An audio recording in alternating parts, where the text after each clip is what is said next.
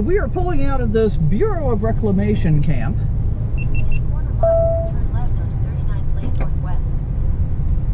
Where we have been for the past 2 nights. There's no operating water here. That's interesting. It says my iPad's left behind. Well, no, it's not. It's in here with me. I think that's left over from when we went for a walk this morning. There are electric posts here. We didn't bother with them. There are 2 water spigots that I saw, but no water came out of them, so apparently no water. Don't know if the electric actually works or not. As I say, we didn't try them out. But we had a lovely 2 nights here, and it was helpful to me just to be able to sit still. Actually, I'd be perfectly fine with sitting still here for a week or so. There's not much traffic that came through at all, just, you know, a few locals periodically. A couple times on golf carts. A couple of trucks came through. I think some fisher people were going to the next boat ramp up from us. And off to the left here, which is where we started this excursion 2 days ago, is the Missouri Yellowstone Confluence Interpretive Center. So we checked that out, and then we went down here to Fort Buford to the left and explored it, and the cemetery, which was quite interesting. The cemetery actually listed the cause of death on the tombstones that were made out of wood.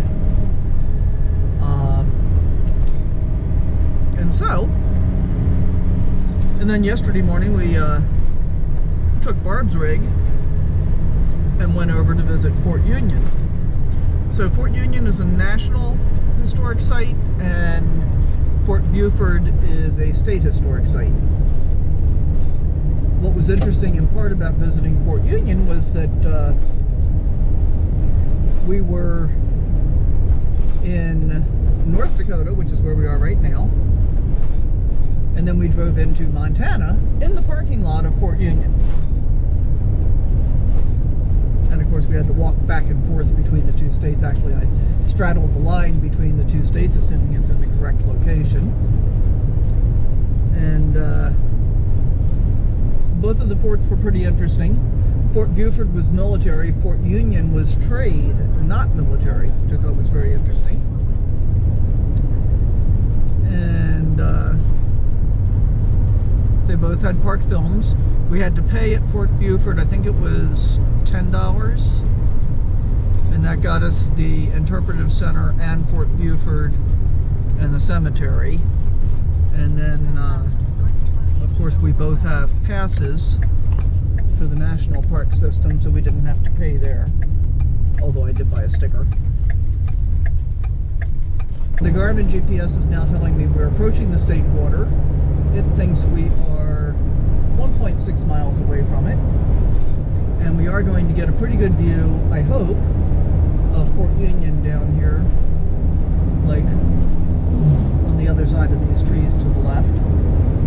And of course, part of what's interesting about this whole thing, we learned about this at the Confluence Center, is that the course of both the Yellowstone and the Missouri have changed fairly dramatically in the past 100 years. So originally, Fort Union down here was built right up on top of the riverbank, and it was in an elevated location, which was cool. But the riverbank is now like, I don't know what the measurement is, but I would say probably at least 150 yards away. So, kind of interesting. I mean, you can look down and see where it used to be. So you might be getting a glimpse of Fort Union off to the left there. There's a red roof you're looking for, and the wooden stockade. And I guess let's have a little update this morning. It is Saturday, August the 16th. It is 9:07 in the morning now. We pulled out right at 9 o'clock. And we only have about a 2-hour Google time drive, which means about a 3-hour real-time drive. Now, We get an hour back today because we're moving west and changing time zones. Not sure how soon we change time zones, but we're 0.2 of a mile from the state border. So we're going to cross the border together, and then I'll just get busy motoring on my own. There's the sign for Fort Union to the left. Welcome to Montana. I guess Montana's not giving us a big sign. Wow, look at that, speed limit 70. 65 at nighttime. That just seems excessively fast to me. Oh, and it's 69 degrees. And I guess that's all I have to say about that right now. Wake up with the sun in our eyes. Sally forth, no need for goodbyes. Journey calls, let's roll the dice. Every mile a new surprise. I just want to mention we have not driven more than a couple of miles, and this landscape has changed kind of dramatically. We've still got plenty of the prairie off to our left, but we've got these hills here to our right rising up a little bit, and I think where we're stopping for the day today, we end up in the Montana Badlands. So apparently there are lots of Badlands in the Plain States.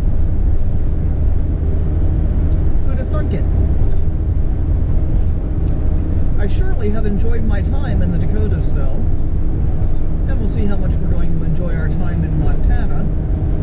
We're going to be back to a very different landscape, I think, as we work our way toward Glacier, and then the Tetons, and then Yellowstone.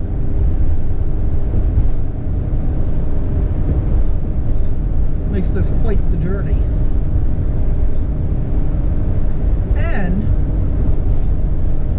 I think there are people that do all three of those parks like in their vacation time. Doesn't seem terribly relaxing to me.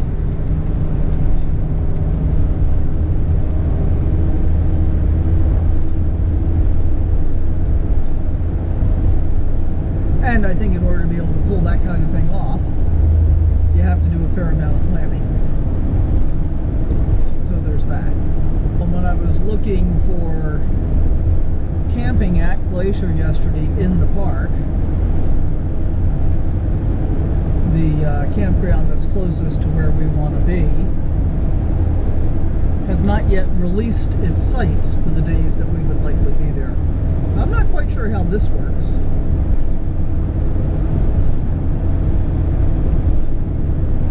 It's like 186 sites, so I mean, you just have to sit online.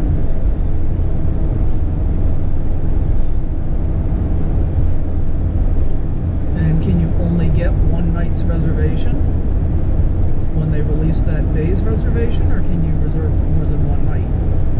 These are questions to which I do not have the answer, but hopefully I will by this evening. Because we want to book for Glacier, we want to book the red car.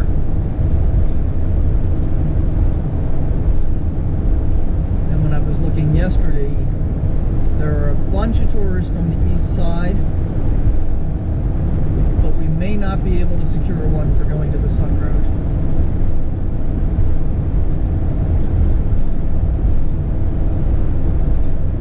And I guess I didn't look at the west side, but I think that's actually harder to book, because for the west side you need a timed entry reservation, and you don't for the east side. So I think we stand a better shot at the east side. Alright, I guess I'm going to stop prattling about that, and I'll just start thinking about it and figure out, see if I can figure out what might be the best way to move that forward. We're back on US 2 West, and we've got 48 miles to a traffic circle, at which point we're going straight. Woohoo! I do want to remember, I hope I remember to look up US 2 West and see where it goes. Well, that says historic point, but I don't see anything there. I don't think there was anything historic there to point at. Maybe somebody ran into the sign or something. So it looks like we got plenty of straight flat road.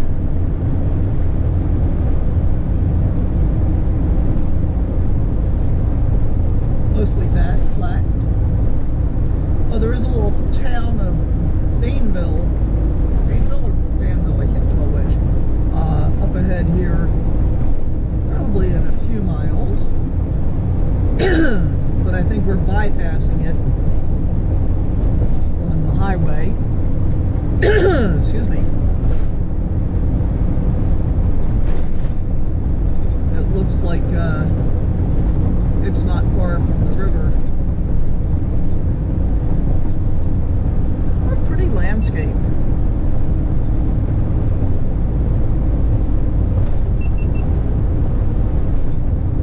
And although the train tracks ran fairly close to where we were parked yesterday, after the previous night, I heard the trains every once in a while, but they were certainly not obnoxious in any way, so that was a bonus. Well, let's just take a look at Culberson, where apparently there is a free dump station and potable water at the rest area back there, according to iOverlander. I'm not sure if that's really true or not, but you know, that's what it says.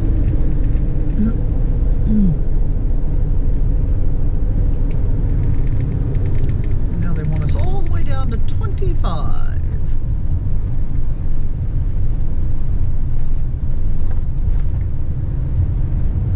Roadside tables off here to the left.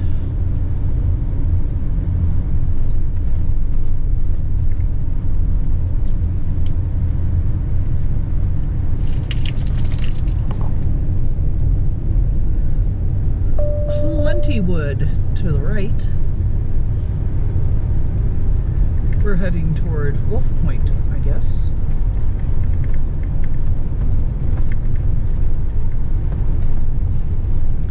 $2.98 here at the Sinclair. The last gas station we passed was back at Bainville. That was $2.79.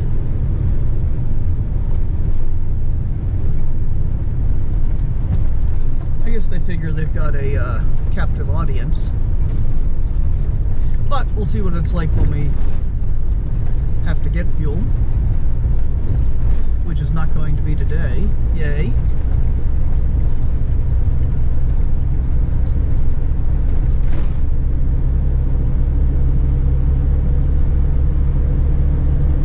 Alrighty. 20 miles to Brockton, 55 to Wolf Point, and 100 exactly to our destination. So cool. And I don't think I've told you where we're going today, have I? We're going to an Army Corps of Engineer park at Fort Peck, the Downstream Campground, with electric hookups. That's costing us $25 for 2 nights.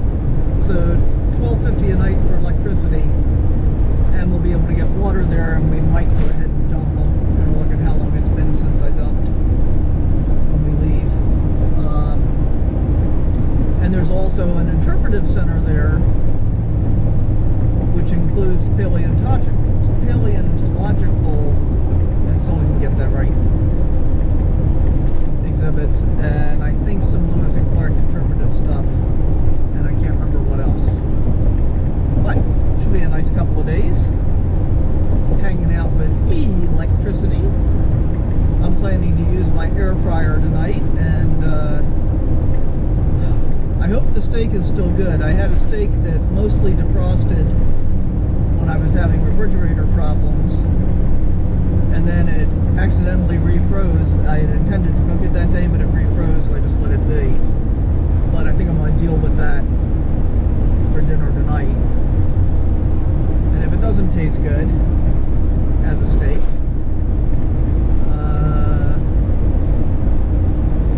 maybe I'll make it into beef stroganoff. That could be good. My yogurt is still okay. Huh, alright, well, now I got a plan. Ish. We are entering Brockton, Montana. Big puppy on the porch. Hi! Yeah, excuse me. It was a big sneeze. It was a big sneeze, hey kid.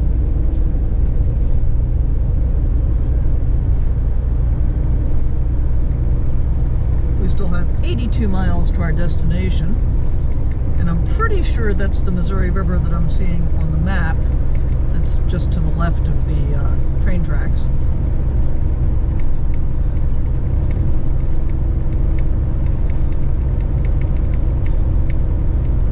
And it's just 9:01, so it's just the time that we left an hour ago. The river's very pretty. I can see it over there, but I don't think you guys are getting the view. And it doesn't look like we're going to turn toward it either.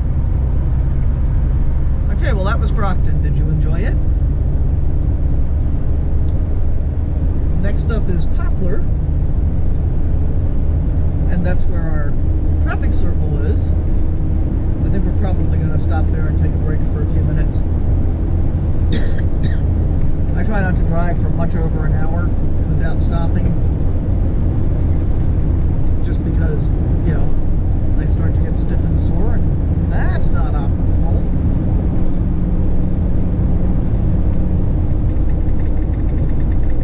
And at this point I have pretty much decided that I'm going to make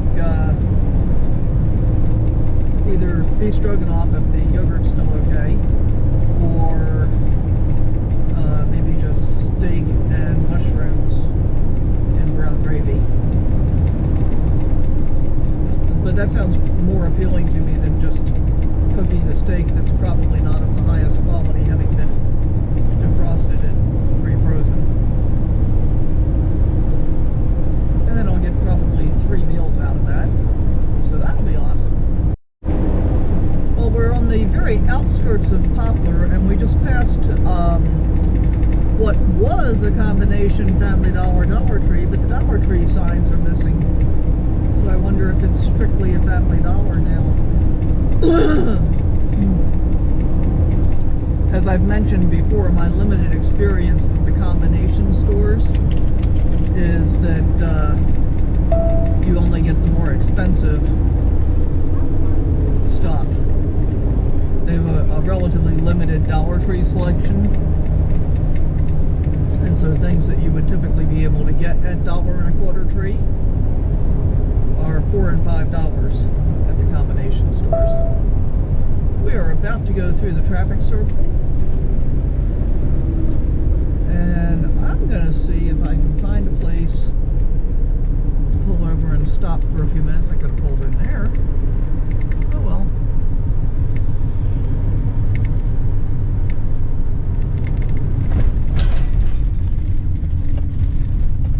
Oh, look at the cow head display in the center of the circle. Interesting. The traffic circle on US 2 West. Continue on US 2 West for half a mile. And then we're going to have another traffic circle in half a mile. I just saw a sign on the side of the road, kind of like the Lewis and Clark Trail, that says that we are on the Old West Trail. I wonder if that's just a Montana thing. I guess I'm going to have to look it up at some point and figure that out. I got a lot of stuff to look up. Maybe I'll remember to do some of it. Welcome to Wolf Point, home of the Wild Horse Stampede. Okie dokie. And roadside tables in half a mile. It's an unusual looking Dollar Tree sign, and quite a large parking lot for that Dollar Tree.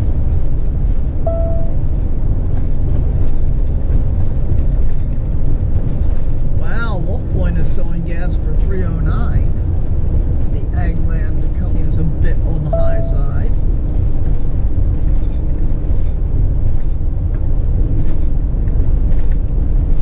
Road saute wolf. Oh no, there's two. But I only saw one. That's kind of cool. So we've been on the Fort Peck Indian Reservation for quite some time, and I believe it runs all the way to Glasgow, which is where we're spending our next couple of nights.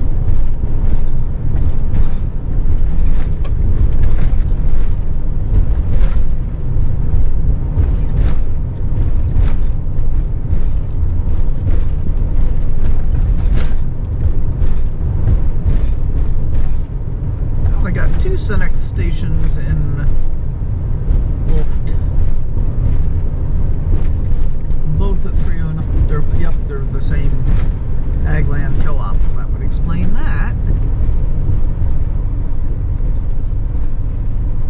I wonder if fuel is just going to get higher priced the further west we go now. Could be.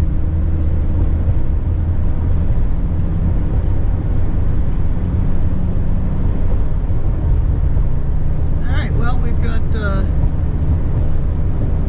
55 miles total. 43 miles until we make a turn.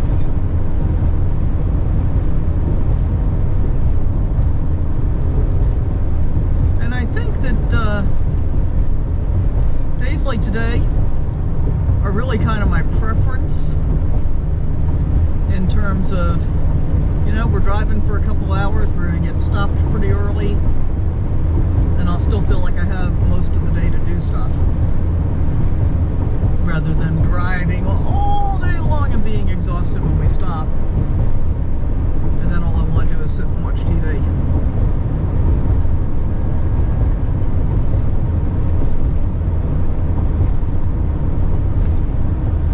But different styles of travel for different seasons, not just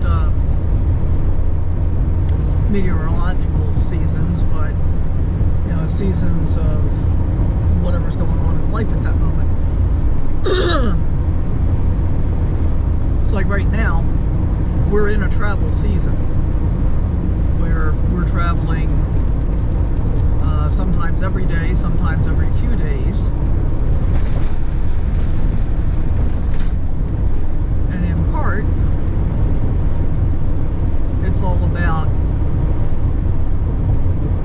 traveling at a pace that feels appropriate without having it turn out to be stressful. And that's one of the things that I love about not being on vacation per se. I mean, Barb and I are both treating our summer travels as a vacation.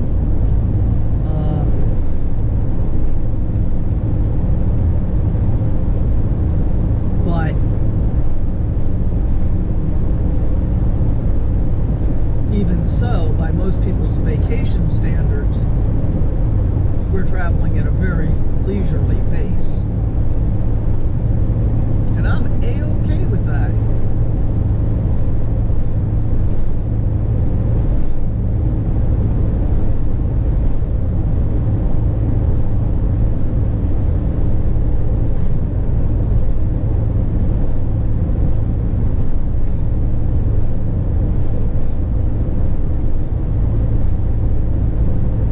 And part of what I really enjoy, but I rarely get to do much of except in the wintertime so far, is be able to stay in one area and get to know a little bit about what it's like to be there. Now, I mean, I'm still in the position where in order to see the area, for the most part, once I've parked and I'm parking for a while, I'm just doing it by walking. And I just walk in different directions from my camp and get to see the flowers and the fauna and all that kind of thing. That's one reason for getting an e-bike, is to be able to extend that range a bit.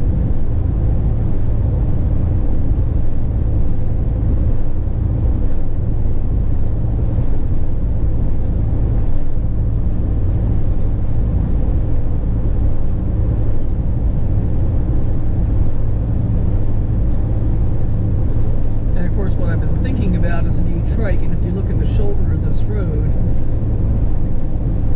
I'd be pretty much having the left rear wheel on the white line because of the width of the shoulder, which is about to get narrower, I think, maybe. Nah, not too bad.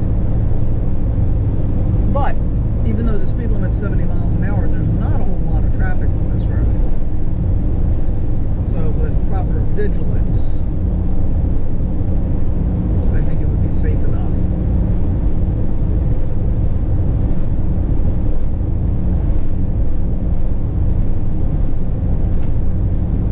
All the signs said, we are leaving the Fort Peck Indian Reservation. That was Nashua on our left. And we will be turning in half a mile, heading for the Fort Peck Interpretive Center and then the Downstream Campground. We still have 12 miles to go though, according to this, so go figure.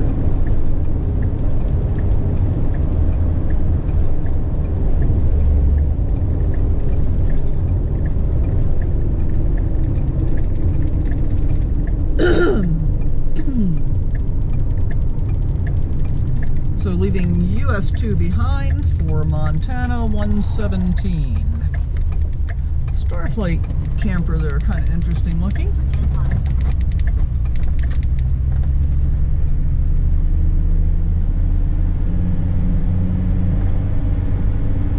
And the sun's come out, so that's kind of nice.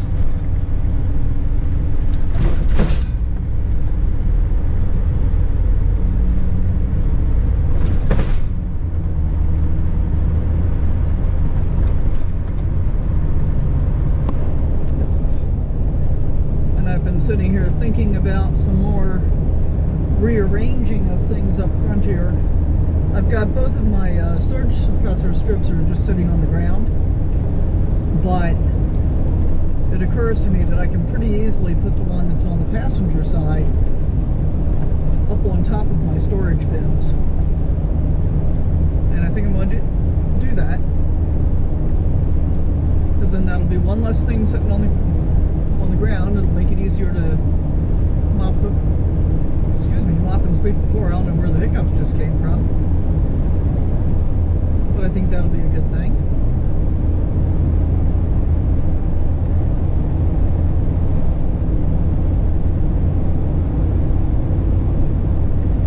What I had been thinking about doing initially was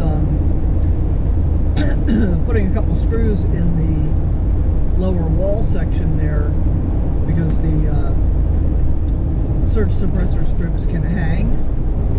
But what I know to be true is that it puts, you know, if I've got like big blocks, like for my computer, plugged in, then they can fall out if it's hanging vertically, because that's what I used to do, was have a thing that just hung into the outlet, and that was so heavy that it would always fall out when we're driving, so I don't really want it vertical, at least on this side. Now, of course, thinking about this, when I am parked, I have the slide out. Then I move my computer plug to the other side, so it's not as, you know, all the way across the floor. And I think that's okay while I'm parked. So maybe I'll go ahead and hang the one on that side and get that one up off the floor as well. I think I like that idea. Might do that while we're parked up here. Now that I just talked about that out loud. I'm sure you guys don't really care. We'll see if I decide to leave this in or cut it out. I might leave it in because it might give some other people ideas about how they want to do things. I don't know. We'll see. Apparently, you can disperse camp there. Good to know. Welcome to Fort Peck Dam and Lake.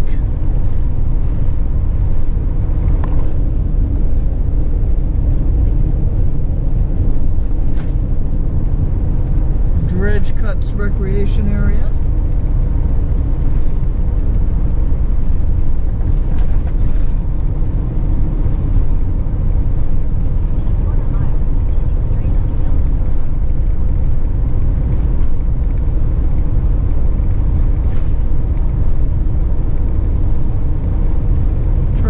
Russell National Wildlife Area.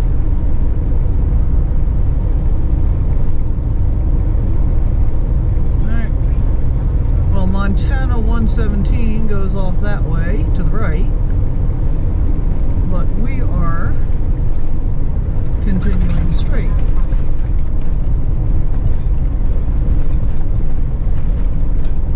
Slow down, there's a bump ahead.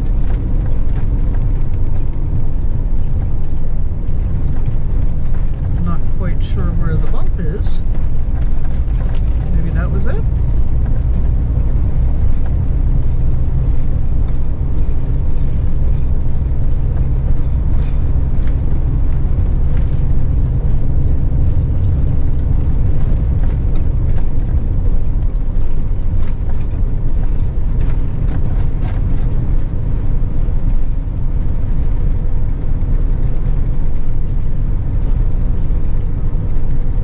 That must be the top of the dam straight ahead of us. And there's something significant about this dam, but I can't remember what. It might be the biggest earthworks dam, or the first one built in Montana, or something like that. I'm sure I'll find out when we get to the interpretive center. And then I'll be able to tell you. It's a big one.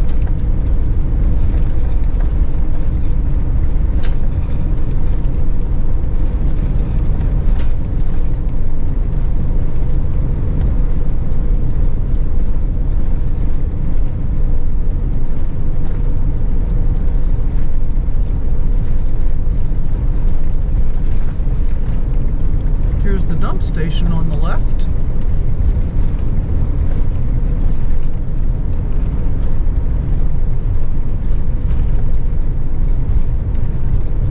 Which does not appear to have potable water. Guess we better find out about the potable water situation.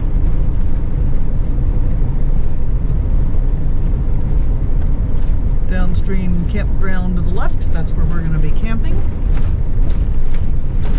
But first we're going to go to the interpretive center. You know, there weren't that many sites available to kids. Stop. Weren't that many sites available to reserve, but that campground doesn't look very full. Would you please stop? Please? Okay.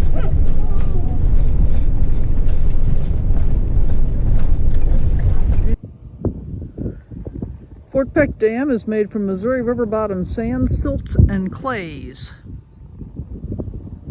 The watery mixture of sediments, or slurry, was sucked up from the bottom of the river on both the upstream and downstream sides, transported to the dam site, or transported to the dam site, through huge pipelines like this one that's right in front of us. 4 massive dredges were built: the Missouri, Jefferson, Madison, and Gallatin. These 40 by 170 foot boats needed 2 huge 2,500 horsepower motors to dig up to 55 feet below the surface and pump the slurry to the dam. The latter, holding the cutter head, weighed 100 tons alone. The dredges were connected to a series of booster pumps that helped push the hydraulic fill through as much as nearly 7 miles of 28-inch pipe from the river to the dam. The slurry was then pumped into the core pools behind the embankment to a height of 240 feet, 4 times higher than had ever been tried before. The dredges were electrically operated, so there was just as much electrical line stretched to the dredges as pipes, which were supported on pontoons. A great deal of work was involved to move the dredges around, including moving buoys, adding pipe, building the trestles, and anchoring everything down. Well, that's interesting and unusual. So I guess this is the highest earthworks dam ever attempted. I'm not sure if that's just in Montana or if that's in the country. I guess we'll find out when we go inside. All right, so here we are with another view of the dam. And I was correct. This is the largest earthworks dam in the country. It's bigger than the Cooley, bigger than Hoover. And Hoover was concrete, as I recall. But apparently it's like a mile wide at its base. And I think 240 feet high. So pretty impressive. And the interpretive center here is very interesting as well.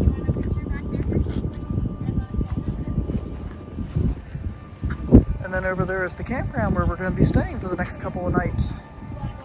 So that'll be cool.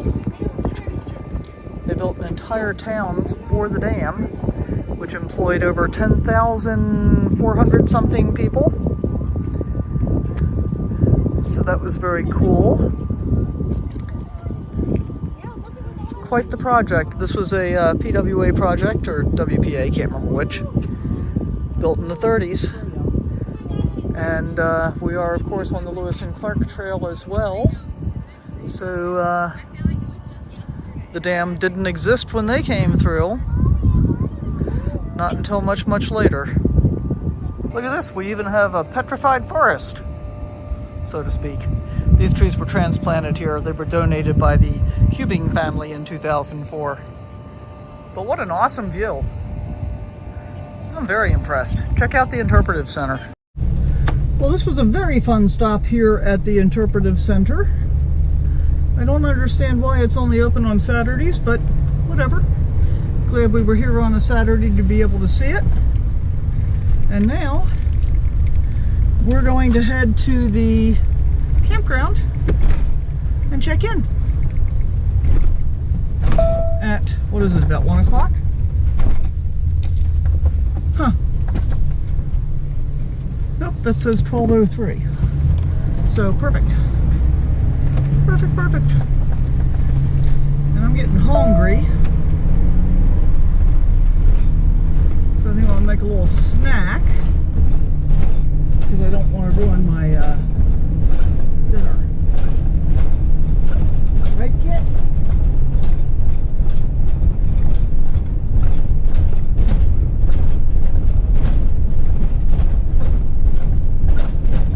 There's a playground here for you.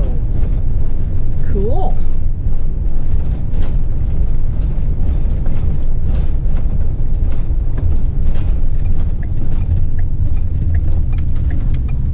Downstream recreation area.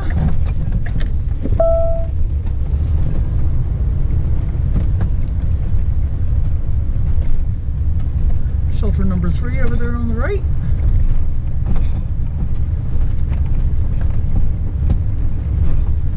Oh, they got a check-in kiosk.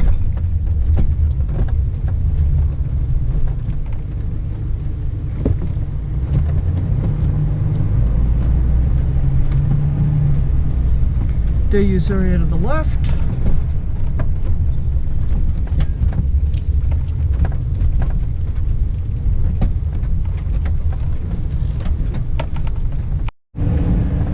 Well, I'm glad I checked to make sure that I had not been recording this entire time, because I had quite a conversation with the gal running the check-in booth. So there we go.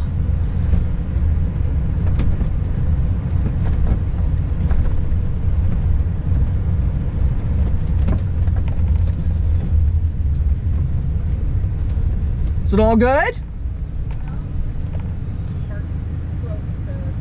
Oh, it's a downslope that way. Yeah, you might try. I'd try backing up further. I'm going to try backing it up. I don't think it can be any worse. So, Yeah, and worst case, you just come back to where you are. so I'm leaving the stuff out. Cool. Oh, look, we got trash cans right by us. And this is us right here in number 12. We got trees, number 12. So let's get up here. And we're going to go ahead and back on in. No barking. No barking, Kit. Okay, this is going to be pretty easy, I think. Hopefully I'm pretty level.